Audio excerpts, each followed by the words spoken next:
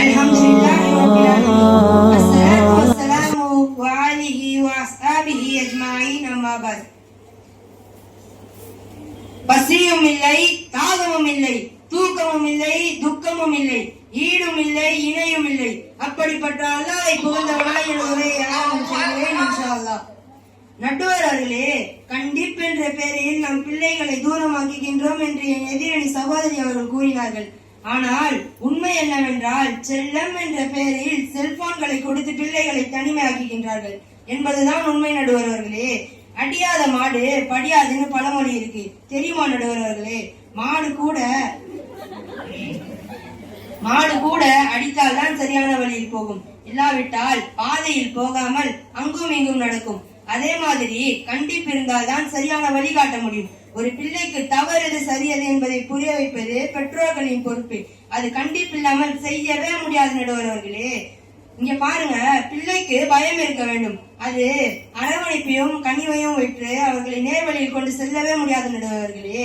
கடிவாளம் இல்லாத குதிரை பிச்சிட்டு ஓடிடுமா, அதே மாதிரி கண்டிப்பில்லாத பிள்ளை நம்ம தலையை பிச்சுக்க வச்சிடுமா நடுவர்களே.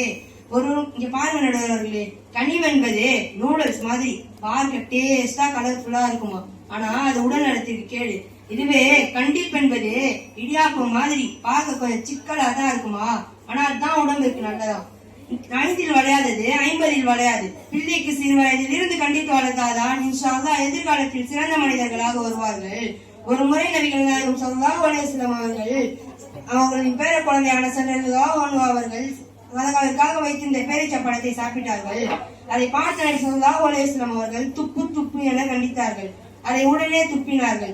நபி ஸல்லல்லாஹு அலைஹி வஸல்லம் அவர்கள் கூறினார்கள், சதகாவிற்காக வைத்திருந்த பொருளை சாப்பிடக்கூடாது என கண்டித்தார்கள்.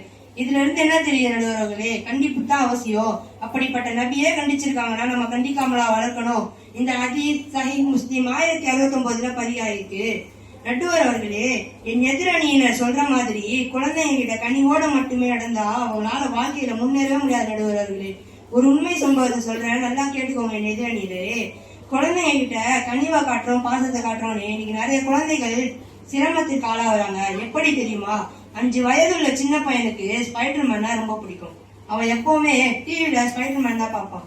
வீட்டுல இருந்தாலும் சரி, வெளியே போனாலும் சரி, ஸ்பைடர் மேன் எப்படி ஓடுவாரோ தாவர முறைய பண்ணிட்டு இருப்பான். அவங்க பெற்றோர்கள் பல வாட்டி கனிவுன்ற பேர்ல, தம்பி இப்பெல்லாம் செய்யாதப்பா, வீட்டுல போய் செஞ்சீங்களாப்பா அப்படின்னு கனிவோட சொன்னாங்களே தவிர கண்டிப்போட சொல்ல. ஆனா கனிவோட சொன்னா எனக்கு கேட்பாங்கன்ட்டு எதிரணி சொல்றாங்களே. ஆனா கனிவுன்ற பேர்